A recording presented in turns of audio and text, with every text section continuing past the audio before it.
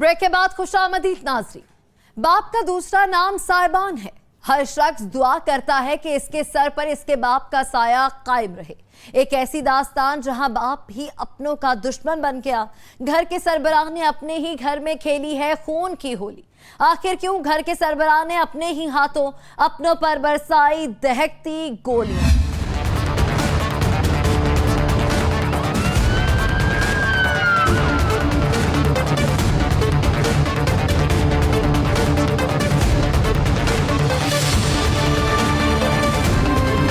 शुजाबाद के इलाके में 5 वर्ष बाद सऊदिया पलट शख्स ने आते ही ऐसी क़यामत ढाई कि पूरा घर उजड़ गया। जिस घर में चंद लम्हे कबल खुशियां थीं, जहां अपनों का साथ और हंसते मुस्कुराते बच्चे थे, वहां अब शोक की फिजा छाई हुई है, सफ़े मातम बिछी हुई है। अपनी बहन से मिलने आई थी। मेरी बहन का और मेरी अम्मी का घर था, तो मैं यहाँ इनसे मिलने आई हुई थी और मैं वापस ही जाने लगी थी। तो उसी वक्त मैं बाहर थोड़ा सा निकली हूँ, उसने फायरिंग की है। फिर मैं अंदर आई हूँ तो उस वक्त वो मेरी बहन को और मेरी भांजी को मार के बाहर की तरफ आके हादी पे फायर कर रहा था। मैंने अपनी आंखों से देखा है उसे। किस जगह फायर किया उसने हादी को? उसने हादी को 3 फायर किए हैं, 2 तो लगे नहीं हैं और एक ना उसकी पसलियों में लगा था। लेकिन फिर भी वो गिर के फिर उठ के वो हादी ऊपर की तरफ भागा है।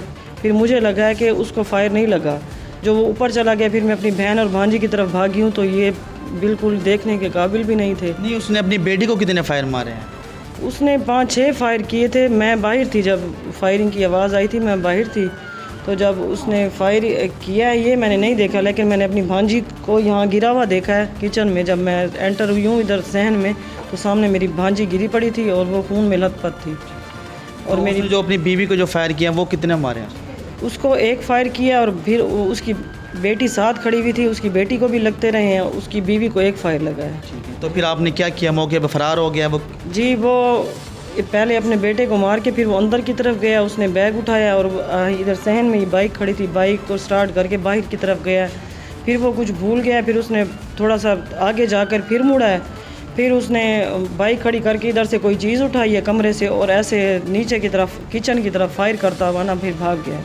तो आला काम से आप क्या अपील करते हैं? बस यही कि 2 महीने होने वाले हैं कि अभी तक ना वो पकड़ा गया है, ना ही किसी जगह रेड हुई है।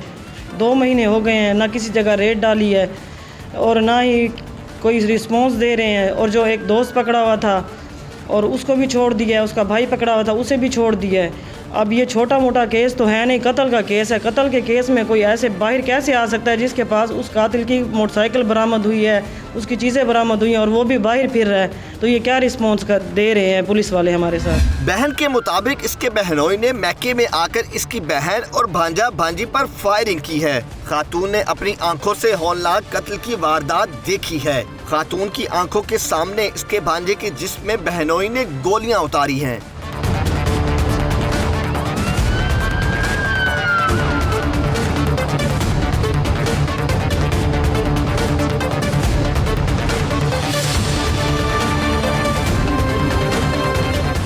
नाज़रीन, हैरत है कि 5 बरस बाद घर का सरबराह घर आया और आते ही इसने अपने ही बीवी बच्चों को कत्ल करने का मंसूबा बना लिया। आखिर ऐसी कौन सी वजह थी कि सऊदिया पलट शौहर बीवी बच्चों की जिंदगी का दुश्मन बन गया? अभी कई हकायक सामने आना बाकी है। सारे घर दे नाल घरे थोड़ी आदत मस्जिद का फैसला है।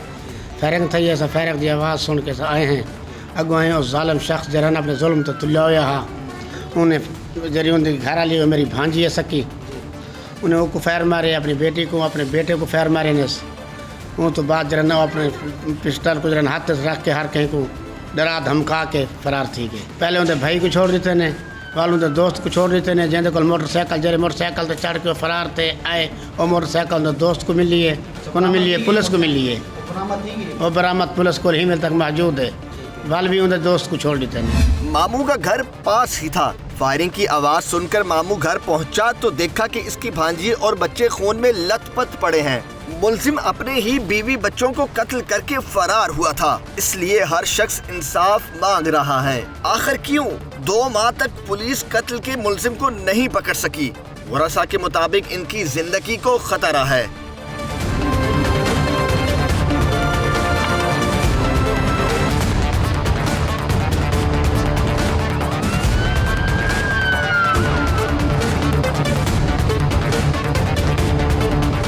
उस दौरे कत्ल के हवाले से पुलिस ने पहले भी काफ़ी अच्छे इक़दाम किए हैं, तो अब दोबारा इसको रिवाइज़ किया गया है। जो मुलज़िम है उसके हमने अकाउंट्स वगैरह बैंक्स में चेक कराए हैं, उसके अलावा उसका शनाख्ती कार्ड बुला कर इसको ECL में नाम डलवाया है। इसके अलावा हमने साइंसी जो हमारे तरीका है IT के ज़रिए भी उसकी इन्फॉर्मेशन ली है, काफ़ी हद तक हमें इसमें कामयाबी मिली है। इंशाल्लाह जल्द अज जल्द अच्छी खुशखबरी देंगे। DSP के मुताबिक पुलिस मुलजिम को ढूंढ रही है। जदीद टेक्नोलॉजी की मदद से जल्द मुलजिम गिरफ्तार हो जाएगा, क्योंकि पुलिस ने मुलजिम के गिर्द घेरा तंग कर रखा है।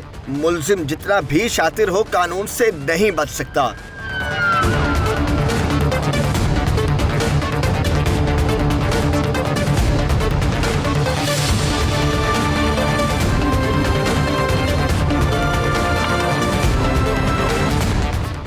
नाज़रीन, अभी तक असल कहानी सामने नहीं आई। आखिर ऐसी कौन सी वजह थी कि शौहर इस कदर गजबनाक हुआ? क्यों शौहर ने बीवी और बच्चों पर आते ही फायरिंग कर दी? क्या सफाक मुलजिम अपनी बीवी बच्चों को मारने के लिए सऊदीया से पाकिस्तान आया था? क्या किसी ने मुलजिम के कान भरे थे? क्या मुलजिम को बीवी और बच्चों पर था कोई शक? जी, मेरा नाम अस्मा है और वाक़या इस तरह हुआ कि 30 जून को मेरे हस्बैंड, मैं और मेरे बच्चे घर में थे। मतलब मामूल के मुताबिक जिस तरह होता है घर में, बस कोई मामूली सी बात थी, कोई ऐसा कोई इस तरह का मामला भी नहीं था। तो लड़ाई झगड़ा और रंजिश कुछ थी पहले से, लेकिन वो फिर पंचायत हुई, उसमें फिर राज़ीनामा हो गया, वो बात ख़त्म हो गई। उसके बाद फिर यहाँ रह रहे थे इसी घर में। बस 30 जून को तकरीबन दोपहर 1-1:30 बजे के करीब मैं और मेरी बेटी किचन में हम खाना बना रहे थे, तो ये आया पिस्टल लेके आके बस 2 मिनट पहले आया और पूछा कि खाने को कितनी देर है। तो मैंने कहा कि बस 5 मिनट। तो फिर बाहर गया, फिर बाहर से वापस आया है तो बस फायरिंग शुरू कर दी है। मेरी बेटी को मारे, मुझे मारे और मेरे बेटे को, बेटी और बेटा बहुत हो गए उसी टाइम। और मैं निश्तर हॉस्पिटल रही हूँ तकरीबन 8-10 दिन। उसके बाद फिर अभी तक बस ये है कि वो नहीं, ये इस वाक़े की वजह क्या है? क्यों ये वाक़या पेश आया? क्यों आपको उसने मारना चाहा? क्या बस कुछ इस तरह की रंजिश थी, उसको मिसगाइड करते थे लोग। फिर वो यहाँ आया तो उसने तो मतलब पंचायत हुई, फिर उसमें क्लियर भी हो गई बात। फिर वो रह रहा था हमारे साथ घर, तो बस ये है कि वो धोखे से हमें लेके आया था घर, बल्कि लेके आया था, ये मेरी अम्मी का घर है, मैं यहाँ रह रही थी। और फिर वो पंचायत के बाद ना ज़बरदस्ती यहीं रहने लग गया। तो बस फिर कोई बात भी नहीं थी, हर बात ख़त्म हो गई थी, जैसे मामूल के मुताबिक ज़िंदगी गुजर रही थी। ये कितना अरसा पहले सऊदीया गया था और कितने अरसे बाद यहाँ आया? 5 साल पहले गया था और अब आया था 5 साल बाद तकरीबन। आपको बता के आया या अचानक आया? नहीं, अचानक आया था, बिल्कुल बता के भी नहीं आया, बिल्कुल अचानक आया था। और मैं उस वक्त घर पे नहीं थी, बच्चे मेरे घर थे। ये गेट जो है वो ऊपर से बंद करके आया था गेट, यानी कि गेट नॉक भी नहीं किया और इस तरह गेट बंद करके अंदर आया। बच्चे थे घर, बच्चे फिर खौफज़दा हो गए। फिर कॉल की कि मैं घर आया। वो फिर मैं तो थोड़ी देर बाद जब घर आई तो क्योंकि ये हमें पहले थ्रेट कर चुका था।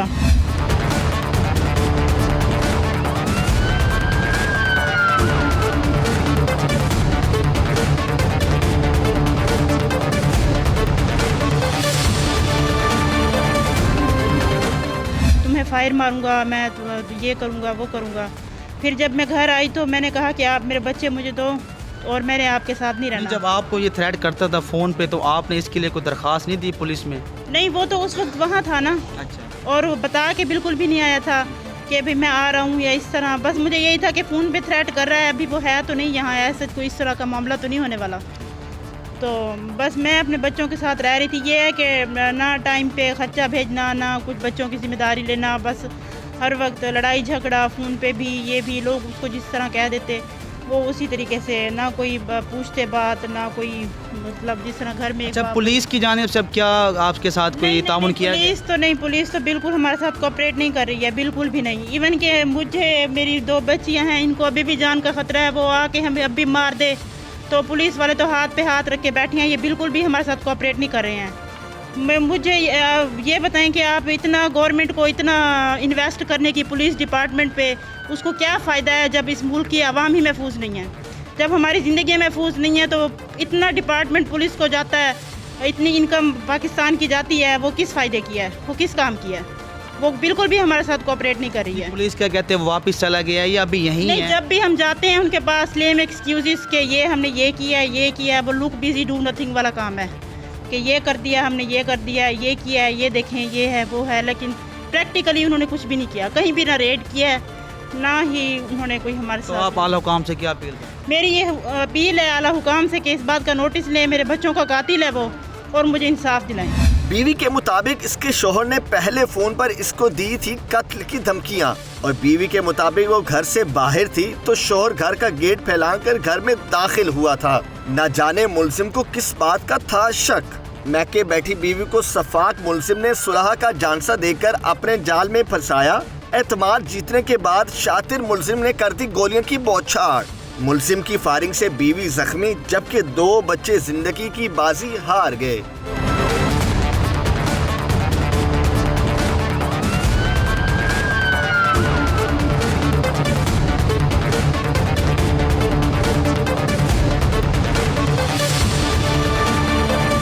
ये आज से तकरीबन 2 माह कबल ये मुकदमा नंबर 444/22 जो है हमारे पास दर्ज हुआ था।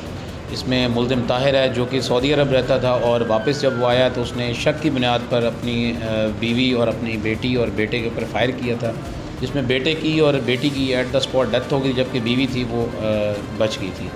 तो मुल्ज़िम को गिरफ़्तार करने के लिए हमने हर तरह की कोशिशें की हैं और हमारी वो कोशिशें काफ़ी कुछ फ्रूटफुल साबित हुई हैं और उन कोशिशों के नतीजे में हमें काफ़ी क्लूज़ मिले हैं जिसके ऊपर हम काम कर रहे हैं। इंशाल्लाह बड़ी जल्दी जो है वो मुल्ज़िम को हम गिरफ़्तार कर लेंगे। फिर कहा जा रहा है कि जो मुल्ज़िम जो जिस बाइक पे आया था और जो उसके बाद जो पिस्टल था वो भी बरामद हो चुका है ज़राए के मुताबिक। नहीं, पिस्टल अभी बरामद नहीं हुआ। जो बाइक थी वो उसने अपने घर खड़ी की थी, उसके घर से जो है अपने दोस्त के घर खड़ी की थी।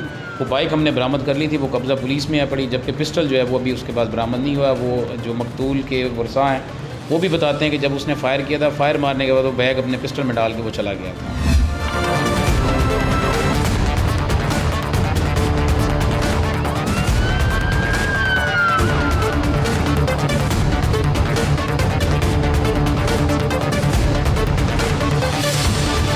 ताहिर के जो भाई है बड़ा, उसको हमने अरेस्ट किया था, लेकिन उसको जो मुदई हैं, जो मुदई मुकदमा है अस्मा है, उनके आमने सामने हमने उनकी बिलमुशाफा गुफ्तगू करवाई थी। उन्होंने ख़ुद इस चीज़ को एतराफ़ किया था कि जो है इसमें उसका रोल नहीं है।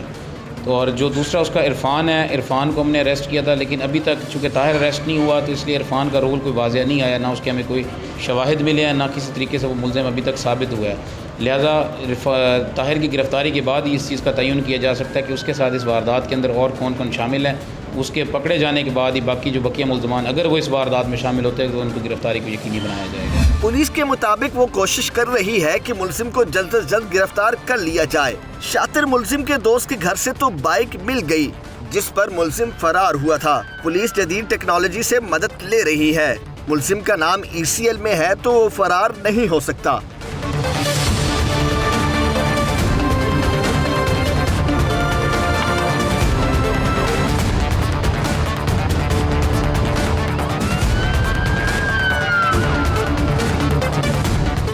नाज़रीन, दोहरे कत्ल के मुल्जिम को जल्द अज जल्द गिरफ्तार करना चाहिए। पुलिस पहले ही ताखीर का शिकार हो चुकी है।